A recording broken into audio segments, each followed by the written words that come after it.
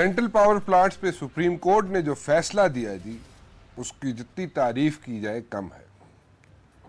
लेकिन उसमें एक क्लॉज है, जब कॉन्ट्रैक्ट बनाए गए उसमें एक क्लॉज डाली गई थी कि आर्बिट्रेशन जो होगी वो यूके में हो। इंटरनेशनल कंपनीज है, चाहे उनकी वर्थ चाहे $1 की हो, लेकिन उनकी आर्बिट्रेशन जो है वो होगी यूके में। ये क्लॉज जब साइन किया गया उस वक्त ये क्लॉज मौजूद था और इसको इग्नोर किया गया। अब फैसला तो सुप्रीम कोर्ट की तरफ से आ गया, सुप्रीम कोर्ट ने अच्छा फैसला दिया, नैब को रिस्पॉन्सिबिलिटी थमा दी कि जनाब वो अब अकाउंटेबल ठहराएं उन लोगों को जो कि इसमें मुलव्विस थे, जिन्होंने करोड़ों रुपए का डाका डाला, उनको उनके खिलाफ कार्रवाई की जाए। लेकिन इस कॉन्ट्रैक्ट को अगर सामने रखा जाए तो फिर आर्बिट्रेशन यूके में होगी और ये पासा पलट भी सकता है। एनीवेज, नैब ने कार्रवाई की जी, स्विफ्टली रिएक्ट किया सुप्रीम कोर्ट के फैसले पे और अहकामात फॉलो करने की कोशिश की नैब ने। लेकिन मेरे ख्याल में जल्दी में और कोताही में कुछ ऐसा काम कर गई नैब कि ईसीएल पे कुछ ऐसे लोगों को भी डाल दिया गया जो इसमें मुलव्विस ही नहीं थे। लियाकत जतोई साहब जो कि वाटर एंड पावर के मिनिस्टर थे जी, उन्होंने ये आइडिया कंसीव किया था रेंटल पावर प्लांट्स का, उनको डाला गया ईसीएल पे, ठीक है। उसके अलावा राजा परवेज अशरफ साहब, जिनको राजा रेंटल भी कहा जाता है, उन्होंने इस प्रोजेक्ट को एग्जीक्यूट किया, उनका नाम भी ईसीएल में है। लेकिन एक नाम ऐसा भी डाल दिया गया शौकत तरीन साहब का, जिनका इस किस्से से, इस गड़बड़ से, इस डकैती से कोई ताल्लुक नहीं था। हालत यह है कि शौकत तरीन साहब ने बताया कि रेंटल पावर प्लांट्स जो बिजली पैदा करने के लिए लिए जा रहे हैं, उस वक्त की बात कर रहा हूं, अभी वहां पे किस्सा शुरू हुआ था, उस वक्त उन्होंने बताया शौकत तरीन साहब ने कि ये बहुत महंगा सौदा है। और सिर्फ उन्होंने हवा में बातें नहीं कही शौकत तरीन साहब ने, शौकत तरीन साहब ने ये बातें वजीर आजम यूसुफ रजा गिलानी साहब को भी बताई और कैबिनेट के मेंबर्स को भी बताया कि अगर इसकी खरीदारी की गई, रेंटल पावर प्लांट्स जो मंगाए जा रहे हैं, जो 25 से 30 साल पुरानी मशीनरीज हैं जो मंगाई जा रही हैं, इनको अगर मंगाया गया, जो ऑब्सलीट हो चुकी है मशीनरीज, उनको अगर मंगाया गया तो बहुत बड़ा घपला होगा और आइंदा आने वाले वक्तों में पाकिस्तान के लिए एक नासूर साबित हो सकता है। वजीर आजम यूसुफ रजा गिलानी साहब को शौकत तरीन साहब ने एडवाइज किया कि एशियन डेवलपमेंट बैंक से ऑडिट करवा लें, पहले इसकी छानबीन करवा लें, रेंटल पावर प्लांट्स प्रोजेक्ट की छानबीन करवा लें, ऑडिट करवा लें, जो कि हुआ। और उस ऑडिट में शौकत तरीन साहब के कहने पर 2000 मेगावाट की डकैती जो होनी थी उससे मुल्क बच गया। लेकिन अफसोस की बात यह है कि शौकत तरीन साहब को भी ईसीएल पे डाल दिया गया। मिनिस्ट्री ऑफ इंटीरियर उनसे क्या निकलवाना चाहती है, या उन्हें सजा देना चाहती है, या नैब उन्हें सजा देना चाहती है कि उन्होंने ये अच्छी बातें मुल्क के लिए क्यों की, शायद इसलिए उनको सजा दी जा रही है, इसलिए उनको ईसीएल पे डाल दिया गया है। एनीवेज, इसको हम प्रॉपरली फॉलो करेंगे जी। और जो शख्स, शौकत तरीन साहब में 1000 बुराइयां हो सकती है, 1000 गलतियां हो सकती हैं, लेकिन in this particular case, rental power plants के केस में शौकत तरीन साहब ने, जो कि फाइनेंस मिनिस्टर भी रह चुके हैं, उन्होंने कोई गड़बड़ नहीं की, बल्कि बड़ी ईमानदारी से उन्होंने अपना रोल प्ले किया। लेकिन उसकी सजा शायद वो भुगत रहे हैं इस शेप में कि उनको ईसीएल पे डाल दिए। थोड़ा सा आगे चलते हैं जी। ये तो एक ऐसी चीज़ थी जो मैं शेयर करना चाहता था आपसे, और मैं चाहता था कि आपकी नॉलेज में आए, और नैब वालों को भी थोड़ा सा मैं आगाह करना चाहता था कि वो उनकी भी नॉलेज में ये चीज़ आ जाए। शायद गलती से या जल्दबाजी में शौकत तरीन साहब का नाम दे दिया उन्होंने ईसीएल में। इट्स नेवर टू लेट, उस ऑर्डर को वापस भी लिया जा सकता है, लेकिन उनको बताना जरूरी है कि शौकत तरीन ने अपना रोल प्ले किया, वजीर आजम गिलानी को सब बातों से आगाह किया और कैबिनेट के मेंबर्स को भी आगाह किया कि यह बहुत बड़ी डकैती है, और उनके कहने पर एशियन डेवलपमेंट बैंक को इन्वॉल्व किया गया, और एशियन डेवलपमेंट की रिपोर्ट पर सामने जो बात आई वो ये थी कि 2000 मेगावाट्स की जो मजीद घपला होना था उससे मुल्क बच गया था। बलोचिस्तान के इशू पे मैं बात करना चाहूंगा। बलोचिस्तान का इशू एक ऐसा इशू है जिस पे हम काफी डिस्कशंस कर चुके हैं। बलोची भाई की अपनी रवायात हैं। बलोच को अगर इज्जत दी जाए तो मेरे ख्याल में कोई हर्ज नहीं है, बल्कि हर एक शख्स को देनी चाहिए, लेकिन बलोचों को अगर इज्जत देंगे तो उसमें कोई चीज़ नहीं, कोई गड़बड़ नहीं होगी, किसी के मेडल नहीं उतर जाएंगे। वो हमारे भाई हैं, हमें उनको इज्जत देनी चाहिए। और हम इज्जत, मैं अपनी ज़ात की बात कर रहा हूँ, जहाँ जहाँ इज्जत दिलवा सकूँगा बलोची भाइयों को इज्जत दिलवाऊंगा और देता रहूँगा। प्रॉब्लम्स बलोचिस्तान में क्या है वो सब लोग जानते हैं। हल तलाश करने की कोशिश करेंगे।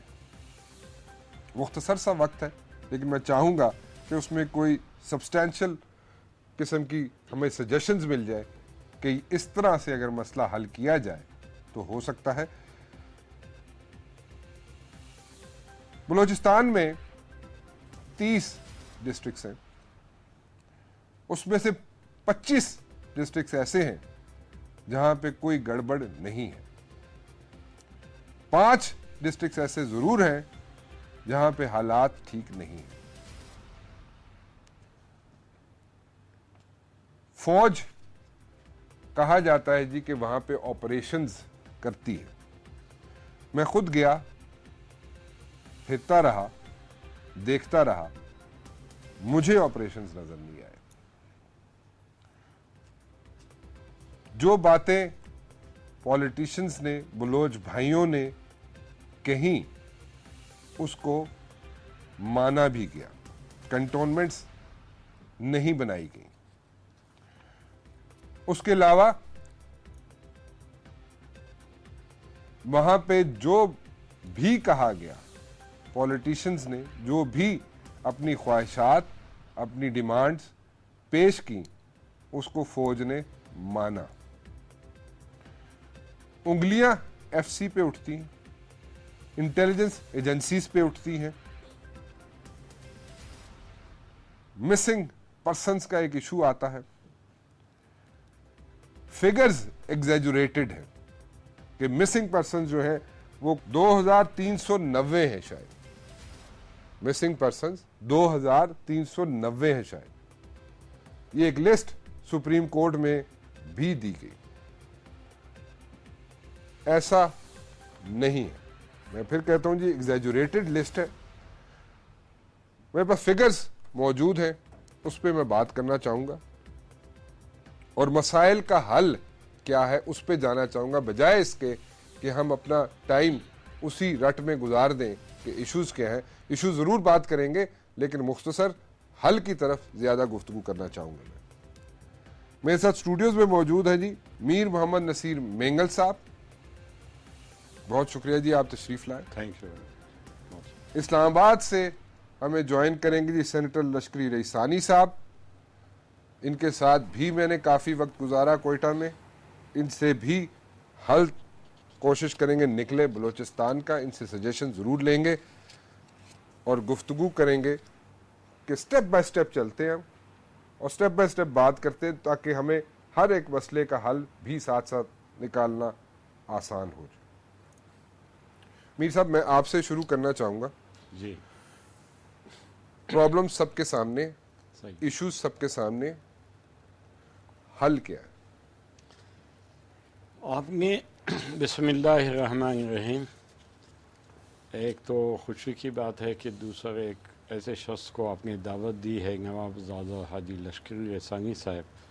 हमारी कबायली माशरे में उसकी एक ख़ास हैसियत है, जो कि मसाइल को समझ सकता है और जो विरसे में उसको मिले हैं, क्योंकि वाले साहब नवाब रसानी साहब थे रमसवश, हमेशा ऐसे मसाइल हल करने में लगे रहते थे और हल कर लेते थे। अफसोस से कहना पड़ता है कि इस्लामाबाद की जो माइंड सेट है या सोच है, जो फ़िक्र है, वो बलूचिस्तान से हम आहंगी नहीं करता है, हम आहंगी नहीं है। बलूचिस्तान के मसाइल को अगर हल करना है, बलूचिस्तान में कहतो रिजाल नहीं है, वहाँ संजीदा लोग हैं, मोतबरीन हैं, कबायली रिवायात को जानते हैं, किस तरीके से, जैसे अपने का बलूचिस्तान का कल्चर अपना है और उसकी अपनी रिवायात हैं, उनके साथ चल कर अगर उनको समझने की कोशिश की जाए, उन लोगों को डिप्यूट किया जाए, तो बलूचिस्तान के मसाइल हल हो सकते हैं। एक मिनट, जैसे कि नबी भेजे गए, किसी फरिश्ते को भी भेज सकते थे। खुद ये हदीस में है कि नबी इसलिए बशर भेजे ताकि बशर की एहसासात को वो महसूस कर सके, उसके मुताबिक हल करे। तो बलूचिस्तान का फ़ैसला ऐसे लोगों के हाथ में दिया जाता है जो कि बलूचिस्तान के रिवायात से नाबलद होते हैं या बलूचिस्तान के रिवायात से कोई आगाही नहीं होती है। तो जब ये चीज़ें नहीं है तो मसाइल हल करने में क्या वो अपना वो नहीं हो सकते। बिल्कुल ठीक है, उन लोगों को नो हाउ ही नहीं है कि वो उनको डिप्यूट कर दिया जाता है हुकूमत की तरफ से कि जनाब आप जाके बलूचिस्तान के मसले पता ही नहीं बेसिक्स क्या है बलूचिस्तान के, तो वो उस पर क्या। इसलिए मैंने नवाब साहब मरहूम का आपको दिया कि जब दो इंसर्जेंसीज हुए 62 से 67 तक, 73 से 77, नवाब रसानी साहब जहलावान आए, घोरों पर हमारे मुतबरी को लेकर गए, गुफ्तो शुनीद किया, लोगों को पहाड़ों से उतारा, मसाइल हल हो गए, क्योंकि ही वाज द चीफ अफसर। So he knew what the ground reality is. ऐसे लोगों को अभी अगर आप जैसे नवाबजादा साहब है, ऐसे लोगों को अभी पिछले दिनों एक मेघालय और एक भूतानी कबीले का मसला था, ये नवाब लश्करी वगैरह दरमियान में पड़े, उस लिहाज से मेरे ख्याल में वो एक बहुत बड़ा यानी एक तबाही में होने वाली थी, वो बच गए। तो इसलिए हुकूमत की तरफ से हमें ये गिला है कि इसका एहसास नहीं है, हालांकि उनको एहसास होना चाहिए ऐसे लोगों को। लोग कौन से होने चाहिए जो आपकी नज़र में बेहतर है, जो बैठ के मसले का हल निकाल सकते हैं? वो लोगों के नाम बता दें ना। लोगों को देखो किसी पर्टिकुलर, मैंने एक दो नाम मिसाल के तौर पर नवाब मरहूम का बताया, फिर जैसे उनके ये बेटे हैं, दूसरे आपके कबायली मोतबरीन हैं, सरदार हैं, उलमा इकराम हैं, जो कि वहाँ की रिवायात और हालात से बाखबर हूँ। दूसरा, उनकी वहाँ एक शनाख्त होनी चाहिए, जहां भी जाए दे शुड नो, उनका एक वेट होना चाहिए, उनका एक बैकग्राउंड होना चाहिए। फिर उसके बहुत से ऐसे लोग भेजते हैं कि बलूचिस्तान वाले बैठ कर उनके साथ बात नहीं करना चाहते, ठीक है, they are not acceptable to them, क्योंकि वो जानते हैं कि हमारा ये है कि रिवायात, और ये भी नहीं जानते कि उनसे किस तरीके से बात की जाए। मैं नाम नहीं लूंगा, एक दो को उन्होंने डिप्यूट किया, हमसे बात हुई, मैंने अंदाज़ा लगाया, जब निकल गए मैंने कहा इसको तो खबर ही नहीं है कि बलूचिस्तान क्या है, इनसे बात करना ही जाए तो किसी एक फ़र्द का नाम लेगा। मिसाल के तौर पर एक नक्शा आपके सामने रख दिया, इस किस्म के कई लोग हैं, मोअज़्ज़िज़ीन हैं, मोतबरीन हैं, कबायली हैसियत रखते हैं। ये सिर्फ MPS MN है या कोई इलेक्टेड का काम नहीं है, वहाँ सिविल सोसाइटी के भी लोग हैं, वो रोल प्ले कर सकते हैं, उनकी एक्सेप्टेबिलिटी है, उनकी एक किस्म की इज्जत है, और वो भी जानता है कि किस तरीके से बकौल आपके इज्जत देकर इस मसले को हम ख़त्म कर सकते हैं। उस तरफ कभी ध्यान नहीं दिया गया। ठीक, सो सिविल सोसाइटी के लोग हैं, उलमा कराम हैं, और मोतबरीन, सरदार, मीर, मोतबर, हर एक की एक हैसियत है वहाँ कबायली। तो जब तक ये सिस्टम है तो वहाँ ऐसे लोगों की मसाइल हल करने में, मैं अगर दूसरे लफ्जों में, आसान लफ्जों में बता दूं कि हर लल्लू पंजू को वहाँ पे ना भेज दें, जिनको सरदार जो है या मोतबर जो है बलूचिस्तान के, जो उनको एक्सेप्ट ही नहीं करते, उनके साथ बैठना नहीं चाहते, उनके साथ बात नहीं करना चाहते, उनको ना भेजें। ऐसे लोगों को आपने लफ्ज सख्त इस्तेमाल किया, लेकिन सच्ची बात करूंगा ना, एक सरदार है, एक बलोच है, भाई है हमारा, उसका एक रुतबा है, उसका एक कबायली एक रवायात है, अगर वो उनको ही नहीं समझते वो लोग जो जाते हैं वहां पे, तो मैं फिर यही लफ्ज यूज करूंगा ना कि हर लल्लू पंजू को वहां पे ना उठा के भेज दे, उस शख्स को भेजे जो वाकई कोई डिसीजन भी ले सके, वन, एंड सेकेंडली उसका कोई अपना वेट हो, हैसियत हो, शनाख्त। ठीक है, बिल्कुल ठीक है। मैं जरा लश्करी रईसानी साहब से भी बात कर लूं, उनसे भी पूछ लूं। रईसानी साहब, आप जरा खुल के नाम बता सकेंगे मुझे कौन कौन से नाम होने चाहिए ऐसे, क्योंकि मैं जरा सॉल्यूशंस की तरफ जाना चाहता हूँ, सॉल्यूशंस निकालना चाहता हूँ। एक तो एक आउटलाइन दे दी मुझे मीर साहब ने कि जनाब इस किस्म के लोग होने चाहिए। मैं जरा आपसे पूछना चाहूंगा कोई नाम, can you come up with those names जो कि आए और वो वहां पे बैठे बलोचिस्तान में और वो मसले का हल निकालने की कोशिश करें, फिर उनके साथ आप लोग बैठ सकेंगे और गुफ्तगू कर सकेंगे। एक तो थंब रूल है, और थंब रूल इज कि ऐसे लोग हो जिनका कोई वेट हो, जो कोई डिसीजन ले सकते हो। इसके अलावा नाम कोई बता सकेंगे आप? राना साहब, मैं थोड़ा सा इशू को इस तरीके से देखना चाहता हूँ कि सबसे पहले बलूचिस्तान के मसले को समझें और नेक नियति से उसको हल करने का रास्ता तलाश करें, तो यकीनन ऐसे कई नाम हो सकते हैं कि जो बलूचिस्तान के इशू के लिए पेशरफ्त कर सकें।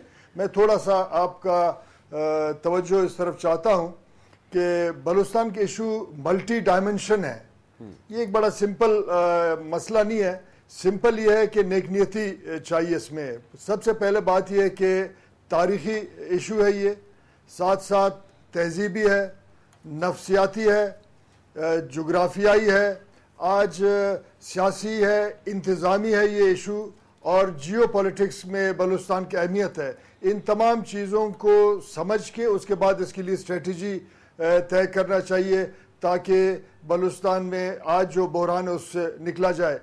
अफसोस के साथ ये कहना पड़ता है कि पूरे दुनिया में पार्लियामान में जो लोग मुंतखब होते हैं वो पॉलिसीज़ बनाते हैं, कानून साजी करते हैं, मगर हमारे पार्लियामान में जो लोग मुंतखब हुए हैं वो फंड्स और नौकरियां इन धंधों में पड़े रहते हैं, जो असल मामलात है उसके तरफ तवज्जो नहीं दे सकते। इसलिए मामलात में बहरान आ रहा है और हम एक मज़ीद अनारकी की तरफ जा रहे हैं। और अनारकी आप देखें कि कहीं इंतज़ामी रिट मौजूद इस वक्त नहीं है मुल्क के अक्सर और बेशतर इलाकों में, मगर खुसूसन बलूचिस्तान में। इसको पहले यह कि समझा जाए कि इसके कितने डायमेंशंस हैं और उन तमाम के लिए एक स्ट्रेटजी तय किया जाए। अब हम आते हैं कि इसको कौन लोग हल कर सकते हैं। मसलन ये है कि सबसे पहले ये है कि रियासत, इस्टेब्लिशमेंट, हुकूमत क्या ये चाहते हैं कि इस इशू के लिए बाज़ाब्ता बाइज़्ज़त रास्ता तलाश किया जाए, या फिर वो ताकत के ज़रिए या साजिश के ज़रिए पॉलिटिकल प्रोसेस को रोक के मसनूई पॉलिटिकल लीडरशिप वहाँ क्रिएट करके अपना नुमाइंदे ऐवान में भेजें ताकि कुछ अरसे इस तरीके से खींचा जाए। इन दोनों मामलात में सबसे पहला जिम्मेदारी रियासत का है, इस्टेब्लिशमेंट का है और उनकी संजीदगी का है कि वो पॉलिटिकल प्रोसेस को आगे बढ़ाएं। अब मसलन हम ये समझते हैं कि हम जेन्युइन लीडरशिप, पॉलिटिकल लीडरशिप हो या ट्राइबल हो, सोशल हो, उसको रोकने के लिए यहाँ हमारे रियासत ने बलूचिस्तान के अंदर हर जगह छोटे छोटे रियासतें कायम की हैं और नए और मसनूई क़यादत क्रिएट किए हैं, जिसकी वजह से एक क्लैश, एक टकराव का जो है एक सिचुएशन बनता जा रहा है, जिसको बैनुल अक़वामी क़ुव्वतें एक्सप्लॉइट करेंगे और ये मामला ठीक नहीं होगा। संजीदगी रियासत की तरफ से होना चाहिए। अच्छा, ठीक है, इसमें कोई शक नहीं है कि जो अशखास भेजे जाते हैं बलूचिस्तान में मसले का हल तलाश करने के लिए, उनको बेसिक्स ही नहीं पता बलूचिस्तान की। एक चीज़ तो बिल्कुल क्लियर है। दूसरी बात यह है कि उनका वेट ही कोई नहीं है, वो असर्ट ही नहीं कर सकते वहाँ पे सरदारों में या बलोची लोगों में को सामने असर्ट ही नहीं कर सकते। तीसरी बात यह है कि उन लोगों की जो भी सजेशंस होती हैं या जो कुछ भी वो करने आते हैं, वो वापस जाके उन चीज़ या जो वहाँ पे बोल बचन मैं कह दूंगा देते हैं, वहाँ पे आके बलूचिस्तान में वापस जाके वो इम्प्लीमेंट नहीं करवा पाते। इसमें कोई शक नहीं है, इसमें तो बहस करना ही गलत है। मैं सिर्फ आपसे गुजारिश ये कर रहा हूँ रईसानी साहब कि कौन से लोग ऐसे होने चाहिए। ठीक है, मल्टी डायमेंशनल इश्यूज हैं वहां पे, और जो फेक की आदत है जो क्रिएट की गई है और जो ऊपर बिठा दिए गए हैं, आपके ऊपर ठोस दिए गए हैं, थोप दिए गए हैं आप लोगों के ऊपर, वो भी एक बहुत बड़ा इशू है। सो कौन से लोग, पहले तो इस बात पे अगर मुझे जवाब मिल जाए कि ऐसी कौन से लोग हैं, क्या उनके नाम लिए जा सकते हैं, उनको आइडेंटिफाई किया जा सकता है कि ये लोग अगर हों तो इनके साथ बैठ के सब बलोची भाई बैठ के इसका हल तलाश कर सकेंगे, कोई ना कोई हल निकल आएगा। वो नाम मैं पूछना चाहूंगा आपसे। देखिए, अर्ज ये कि मैं फिर से ये दोहराना चाहता हूं कि पहले समझा जाए बलूचिस्तान के मामलात को। मसलन आप जिसको भी भेजें, चाहे जितना बाइज्जत हो, चाहे जितना उसका एक से हो समाज के अंदर, उसके बाद यहाँ जब इस्लामाबाद में वो लोग आते हैं या मसरूफ़ हो जाते हैं अपने ज़ाती मामलात में, या फिर उनका बात सुना नहीं जाता है, या संजीदगी होती नहीं है, वक्त गुजारने का बात होता है। लोग तो मौजूद हैं पॉलिटिकल प्रोसेस में, बहुत सारे लोग मौजूद हैं। मसलन आज जो लोग पहाड़ों की तरफ गए, मैं नाम लेना नहीं चाहता, कल वो लोग सारे पार्लिमानी जमहूरी सियासत का एक हिस्सा थे, या वजीर थे, या मुंतखब हुए, या उन्होंने कोई इलेक्शन का रास्ता इख्तियार किया। इसका मतलब लोगों में संजीदगी था बलूचिस्तान के लोगों में कि वो पार्लिमानी और पुरम तर्ज से अपना मामलात हल करें। अब आप देखें, एक पार्लिमानी सब कमेटी प्राइम मिनिस्टर साहब ने तश्कील दी खुर्शीद शाह साहब के सरबराही में। अब आप उसको भी मेरे ख्याल कोई 6-7 महीने उस कमेटी को भी हुई। ठीक, आप अगर उसके रिकॉर्ड को चेक करें, मेरा ख्याल यह है कि एक भी मीटिंग उसका बलूचिस्तान में नहीं हुआ है, यहाँ पार्लियामेंट के किसी कमेटी रूम में नहीं हुई, और आज तक उन्होंने कोई रिपोर्ट मुरतब नहीं की। अब आप अंदाज़ा लगाएं कि हम समझते हैं कि एक इंतहाई संजीदा सियासी शख्सियत को खुद प्राइम मिनिस्टर ने, हुकूमत वक्त ने, पॉलिटिकल पार्टी जो इस वक्त हुकूमत को लीड करी, उन्होंने उनको चुना और एक कमेटी तश्कील दी। आज तक वो मीटिंग नहीं हुई। उनके पास खुर्शीद शाह, मैं माजरत के साथ आपको थोड़ा सा इंटरप्ट कर रहा हूँ, खुर्शीद शाह जो है हमारे, खुर्शीद शाह साहब के पास प्रायोरिटीज डिफरेंट है। उन्होंने PIA में लोगों को भर्तियां करानी है, उनकी पोस्टिंग्स करानी है, उनको सेनेट के इलेक्शंस के लिए बलूचिस्तान आना पड़ा, तोड़जोड़ करनी थी। उनके पास ये जो आप मसला बता रहे हैं बलूचिस्तान का मसला हल कराने के लिए, खुर्शीद शाह साहब के पास टाइम नहीं है। जी आप देखिए, आप राना साहब, इसमें जुर्म क्यों मुजरिम बलूचिस्तान के लोगों को करार दिया जाता है कि जब वो लोग जो मुंतखब भी हैं और जिनको जिम्मेदारियां भी सौंपी जाती हैं, जिनके पास इख्तियार भी होता है, ये दोनों जिम्मेदारी और इख्तियार साथ चलते हैं, दोनों उनके पास हैं, और उसके बावजूद कोई नतीजा सिफर भी नहीं निकाल सकते हैं कि कभी हमने सुना हो कि उस पार्लिमानी सब कमेटी ने कोई मीटिंग की, उसके बाद कोई रिपोर्ट हुआ, उसके बाद उस पर अमल दरामद हुई। अब मैं अपना ज़ाती आपको तजुर्बा बताऊं, मैंने कुछ लोगों के साथ रब्ता किया, हमारे समाजी ताल्लुक है, हमारे भाई है, हमारे खून का रिश्ता है उनके साथ जो पहाड़ों में है, मेरे साथ रब्ता हुआ। मैंने प्राइम मिनिस्टर साहब को खुद ज़ाती तौर पे कहा, रहमान मलिक साहब भी तशरीफ़ रखते थे, मगर आज तक मुझे कोई जवाब नहीं आया, बल्कि उसका बरक्स ये बताया गया कि हम नहीं कर सकते और नहीं हो सकता, और मुझे उन्होंने टरका दिया। और मैं भी ये समझा कि हमारे लोगों का खून बड़ा सस्ता हो गया, कत्ल करके ही वो इस मसले का हल तलाश करना चाहते हैं या कर रहे हैं, जिस तरीके से आज लियारी में और हो रहा है या बलूचिस्तान के अंदर हो रहा है। तो इसमें मुझ जैसे शख्स को भी उन्होंने कॉर्नर कर दिया, बल्कि पार्टी से निकालने का तमाम तर कोशिश की। तो फिर उससे मैंने बेहतर ये समझा कि जिस पॉलिटिकल पार्टी में संजीदगी ना हो और मेरे सूबे में खून बह रहा हो, तो फिर उस पॉलिटिकल पार्टी में, उस सेनेट में रहना मेरे लिए बेहतर नहीं है।